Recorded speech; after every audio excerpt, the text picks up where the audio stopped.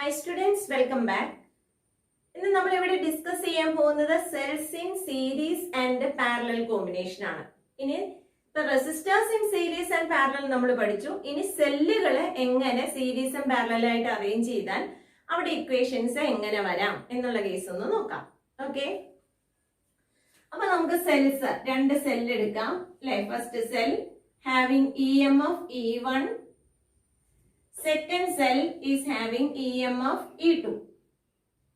ഇനി ഈ രണ്ട് സെല്ലിലും ഇന്റേണൽ റെസിസ്റ്റൻസ് ഉണ്ട്. ഇന്റേണൽ റെസിസ്റ്റൻസ് നമുക്ക് സ്മോൾ r ആയിട്ട് R1 ആയിട്ട് എഴുതാം. ഇവിടുത്തെ ഇന്റേണൽ റെസിസ്റ്റൻസിനെ നമുക്ക് R2 ആയിട്ട് എഴുതാം. ഓക്കെ, ഒന്നല്ലെങ്കിൽ നമുക്ക് ഈ രീതിയിൽ റെപ്രസെന്റ് ചെയ്യാം, ഇല്ലെങ്കിൽ നമ്മൾ ഇതിൻ്റെയോടൊപ്പം തന്നെ ഇപ്പൊ സെല്ല് വരച്ചിട്ട് ആ സെല്ലിന്റെ ഒപ്പം തന്നെ എന്ത് ചെയ്യുക, ഒരു ചെറിയ റെസിസ്റ്റൻസ് ഇവിടെ കാണിക്കാം. ഓക്കെ, ഇങ്ങനെ ചെറിയ റെസിസ്റ്റൻസ് കാണിക്കാം. അപ്പൊ ഇത് ഇന്റേണൽ റെസിസ്റ്റൻസ് R1 ആണ്, ഇവിടെ ഇന്റേണൽ റെസിസ്റ്റൻസ് R2 ആണ്. അങ്ങനെ എടുത്താലും മതി. ഓക്കെ, അപ്പൊ നമ്മള് സെൽസ് രണ്ട് സെല്ലുകളുണ്ട്. ആ സെല്ലിന്റെ കേസ് ആണ് നമ്മൾ എഴുതിയത്. R1ഉം R2ഉം അതിന്റെ എന്താണ്, ഇന്റേണൽ റെസിസ്റ്റൻസ് ആണ്. ഓക്കെ, നമുക്കറിയാം in series combination effective EMF എന്താണെന്ന് ചോദിച്ചാൽ എന്ത് വരും? Effective EMF is equal to E1 plus E2 ആണ് അല്ലെ. Effective EMF is equal to E1 plus E2. Okay, ഇപ്പൊ ഇതിന്റെ വോൾട്ടേജ് അല്ലെങ്കിൽ EMF 2 ആണ്, 2 വോൾട്ട് ആണ്. ഇതിന്റെ EMF 3 വോൾട്ട് ആണെങ്കിൽ 2 plus 3 is equal to 5. സെല്ലുകളുടെ EMF എന്ത് ചെയ്യുന്നുള്ള സീരീസ് കോമ്പിനേഷനിൽ ആഡപ്പ് ചെയ്യാണ് ചെയ്യുക. അതുപോലെ തന്നെ എന്ത് വരും? എഫക്റ്റീവ് റെസിസ്റ്റൻസ് അല്ലെ, ഇന്റേണൽ റെസിസ്റ്റൻസ് എന്ന് പറയുന്നത്, എഫക്റ്റീവ് ഇന്റേണൽ റെസിസ്റ്റൻസ് എന്ന് പറയുമ്പോൾ സീരീസ് ആയിട്ടാണല്ലോ, സീരീസ് കോമ്പിനേഷൻ ആയതുകൊണ്ട് നമുക്ക് എങ്ങനെ എടുക്കാം? R1 plus R2 എന്നുള്ള കേസ് എടുക്കാം. ഓക്കെ, ഇനി ഇത് എക്സ്റ്റേണൽ സർക്യൂട്ടുമായിട്ട് കണക്ട് ചെയ്താൽ എന്ത് വരും? എക്സ്റ്റേണൽ റെസിസ്റ്റൻസും കൂടെ വരുമെന്ന് മാത്രമേ ഉള്ളൂ. ഓക്കെ, നമുക്കിപ്പോ effective internal resistance is equal to R1 plus R2. അപ്പൊ ഇതിൽ കൂടെ ഫ്ലോ ചെയ്യുന്ന കറണ്ടിന്റെ ഇക്വേഷൻ നമുക്ക് എങ്ങനെ എഴുതാൻ പറ്റും? സർക്യൂട്ട് ക്ലോസ്ഡ് ആക്കി കഴിഞ്ഞാൽ അതിൽ കൂടെ എന്ത് ചെയ്യുന്നുണ്ട്? കറണ്ട് ഫ്ലോ ചെയ്യും. ആ കറണ്ട് ഫ്ലോയുടെ ഇക്വേഷൻ നമുക്ക് എങ്ങനെ എഴുതാം? Current I is equal to എങ്ങനെ എഴുതാം? EMF ഡിവൈഡഡ് ബൈ അല്ലെ റെസിസ്റ്റൻസ് ആണല്ലോ വരിക. ഓക്കെ, EMF എത്രയാ വരിക? E1 plus E2. Effective resistance എങ്ങനെയാ വരിക? R1 plus R2. ഓക്കെ, അപ്പൊ ഈ രീതിയിൽ നമുക്ക് ഇക്വേഷൻ എഴുതാം. ഇനി നമുക്ക് എന്ത് ചെയ്യാം? നമ്മൾ പഠിച്ച രീതിയിൽ ഒന്ന് ഇക്വേഷൻ ഒന്ന് എഴുതി നോക്കാം. ഇനി നമുക്ക് ഇക്വേഷൻ വെച്ചിട്ട് എങ്ങനെ എഴുതാൻ പറ്റും എന്നുള്ളത് നോക്കാം. നമ്മുടെ ഇക്വേഷൻ എന്തായിരുന്നു? V is equal to E minus IR എന്ന് പറയുന്നതാണ് നമ്മുടെ ഇക്വേഷൻ അല്ലെ. ആ ഇക്വേഷൻ വെച്ചിട്ട് എങ്ങനെ എഴുതാൻ പറ്റും എന്നുള്ളതാണ് നമുക്ക് നോക്കേണ്ടത്. അപ്പൊ നമുക്ക് അറിയേണ്ടത് എന്തുവരും? സീരീസ് കോമ്പിനേഷനിൽ വോൾട്ടേജ് ആണ് ഡിവൈഡ് ചെയ്ത് പോവുക. വോൾട്ടേജ് എങ്ങനെയൊക്കെ ഡിവൈഡ് ചെയ്യുന്നത്? ഇതിന് അക്രോസ് ആയിട്ട് അല്ലെ, R1 എന്ന് പറയുന്ന റെസിസ്റ്റൻസ് അക്രോസ് ആയിട്ട് V1ഉം ഇതിന് അക്രോസ് ആയിട്ട് V2 എന്നുള്ള കേസ് നമുക്ക് എടുക്കാം. അപ്പൊ voltage V is equal to നമുക്ക് എങ്ങനെ എഴുതാം? V1 plus V2. നമ്മൾ റെസിസ്റ്റേഴ്സിലൊക്കെ പഠിച്ചതാണ്, വോൾട്ടേജ് ആണ് ഡിവൈഡ് ചെയ്ത് പോവുക. ഓക്കെ, ഇനി V എന്ന് പറയുന്നത് നമുക്കറിയാം E മൈനസ് IR ആണ്. ഇതാണല്ലോ എഫക്റ്റീവ് വോൾട്ടേജ്. അപ്പൊ എഫക്റ്റീവ് വോൾട്ടേജിന് നമുക്ക് എങ്ങനെ എഴുതാം? E minus I into R എന്ന് പറഞ്ഞാൽ ഈ E എന്ന് പറയുന്നത് എഫക്റ്റീവ് EMF ആയിരിക്കണം. ഈ റെസിസ്റ്റൻസ് എന്ന് പറയുന്നത് എഫക്റ്റീവ് റെസിസ്റ്റൻസ് ആയിരിക്കണം. In series combination current constant ആണെന്ന് നമ്മൾ പഠിച്ചിട്ടുണ്ട്. ദാറ്റ്സ് ഈക്വൽ ടു V1 എന്ന് പറയുമ്പോൾ ഇതിന് ക്രോസ് ആയിട്ടുള്ളതല്ലേ. അപ്പോ E1 minus I into R1 plus V2 എന്ന് പറഞ്ഞാൽ E2വിന് ക്രോസ് ആയിട്ടുള്ള ഇരുന്നല്ലേ. അപ്പൊ എന്ത് വരാം? E2 minus I into R2. Okay, ഇനി നമുക്കൊന്ന് റീഅറേഞ്ച് ചെയ്താൽ എന്ത് വരും? E1 ഉണ്ട്, E2 ഉണ്ട്. അപ്പൊ എന്ത് വരാം?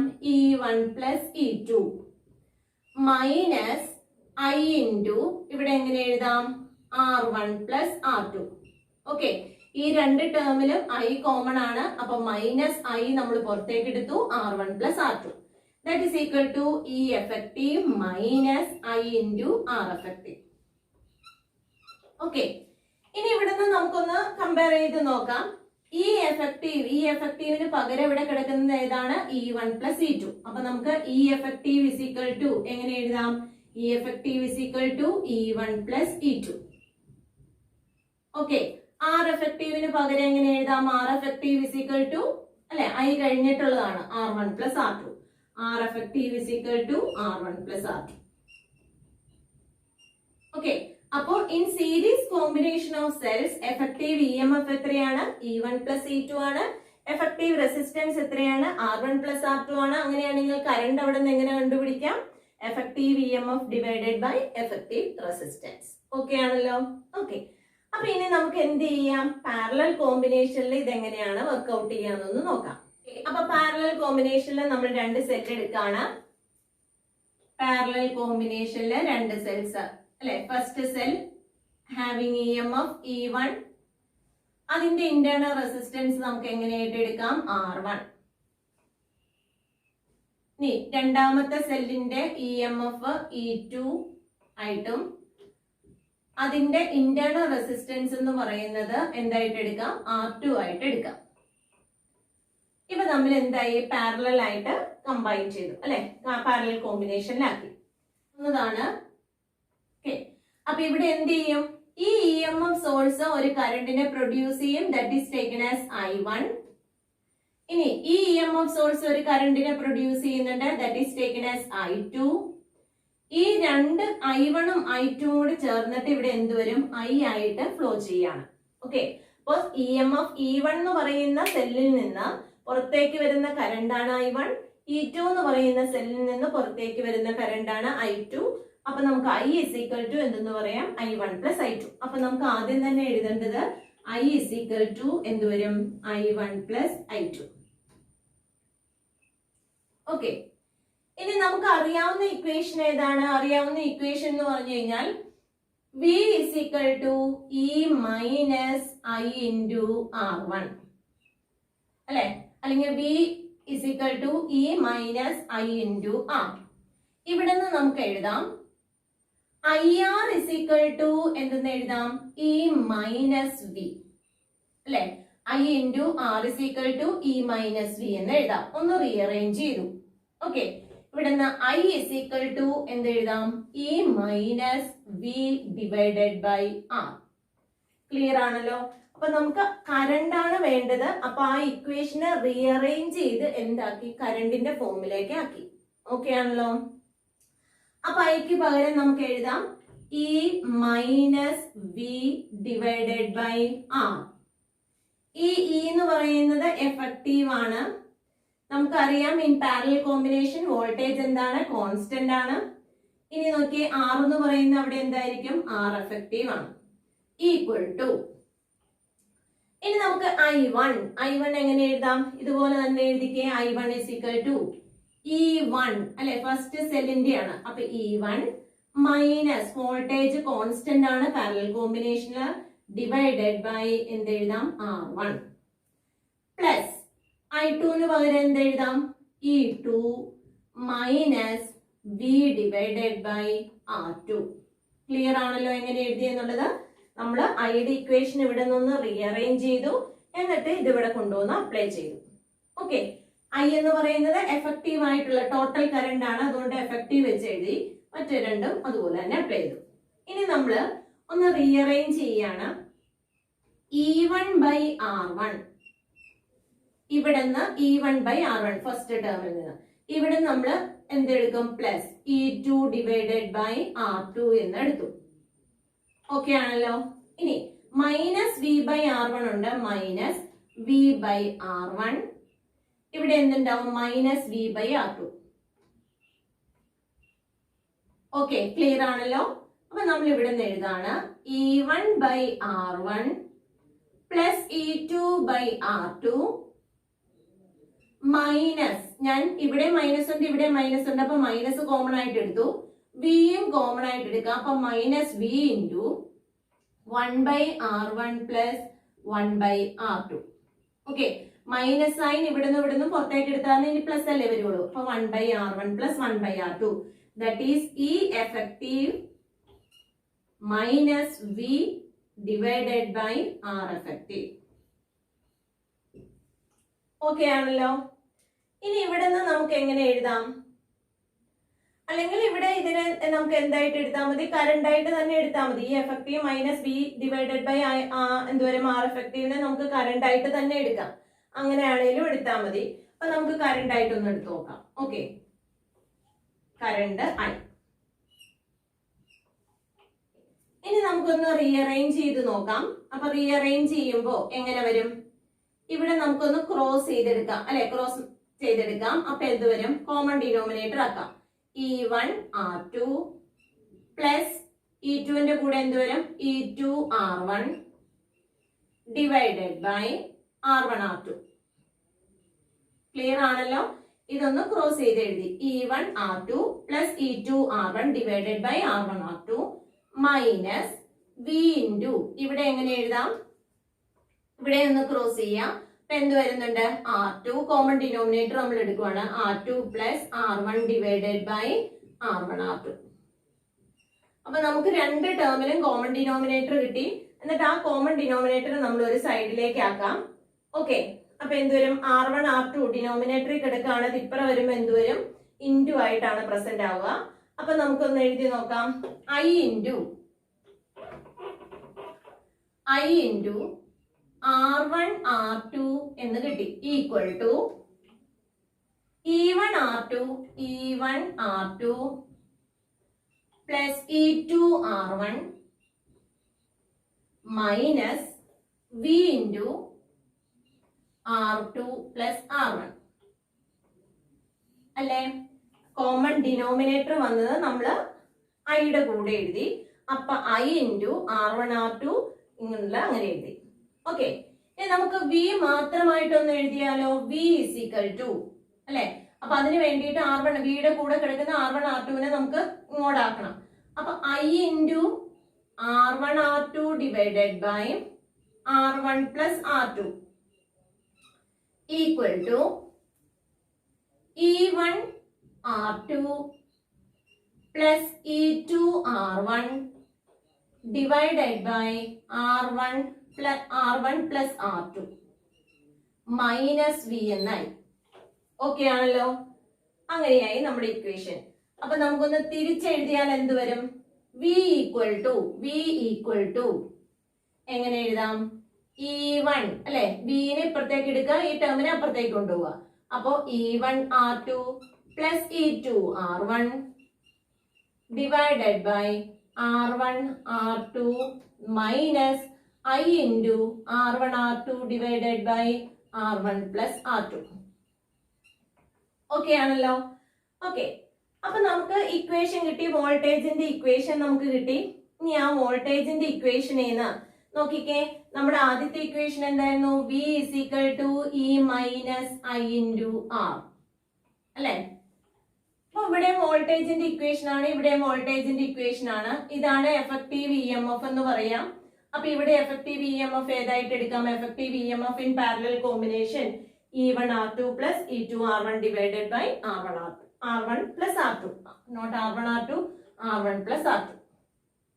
ഓക്കെ, അപ്പൊ എങ്ങനെ എഴുതാം? E എഫക്റ്റീവ് എങ്ങനെ എഴുതാം? E effective is equal to E1 R2 plus E2 R1 divided by R1 plus R2. Okay, ഇനി I ഇവിടെ ഉണ്ട്, ഇനി R ആണ്, അല്ലെ? അപ്പൊ R എഫക്റ്റീവ് എത്രയായിട്ട് വരും? R effective is equal to R1 R2 divided by R1 plus R2. അപ്പൊ R effective is equal to എങ്ങനെ എഴുതാം? R effective is equal to R1 R2 divided by R1 plus R2. ഇത് സാധാരണ എന്തുവരും? വളരെ important ആണ്. എൻട്രൻസ് പോയിന്റ് ഓഫ് വ്യൂലൊക്കെ നമ്മളോട് എന്ത് ചെയ്യാം? ക്വസ്റ്റ്യൻ അതുപോലെ തന്നെ ബോർഡ് എക്സാമിനും പ്രോബ്ലം ആയിട്ടൊക്കെ ചോദിക്കാറുണ്ട്. E എഫക്റ്റീവും R എഫക്റ്റീവും എങ്ങനെയാണെന്നുള്ള കേസ്. E എഫക്റ്റീവിന്റെ ഇക്വേഷൻ എന്ന് പറഞ്ഞാൽ E1 R2 plus E2 R1 divided by R1 plus R2 ആണ്. R എഫക്റ്റീവ് എന്ന് പറഞ്ഞു കഴിഞ്ഞാൽ R1 R2 divide by R1 plus R2. ചെയ്തെടുക്കാൻ വളരെ ഈസി ആയിട്ടുള്ളതാണ്. എങ്ങനെയാണെന്ന് ഒന്നുകൂടെ നോക്കിയോ. ഇവിടെ കറണ്ട് എന്തുവരും? EM, അല്ലെ? E1 എന്ന് പറയുന്ന സെല്ലിൽ നിന്ന് വരുന്ന കറണ്ട് I1 ആണ്. E2 എന്ന് പറയുന്ന സെല്ലിൽ നിന്ന് വരുന്ന കറണ്ട് I2 ആണ്. അപ്പൊ ഇത് രണ്ടും കൂടെ ചേർന്നിട്ടാണ് എന്തെന്ന് പറയാ? I എന്ന് പറയുന്നത്.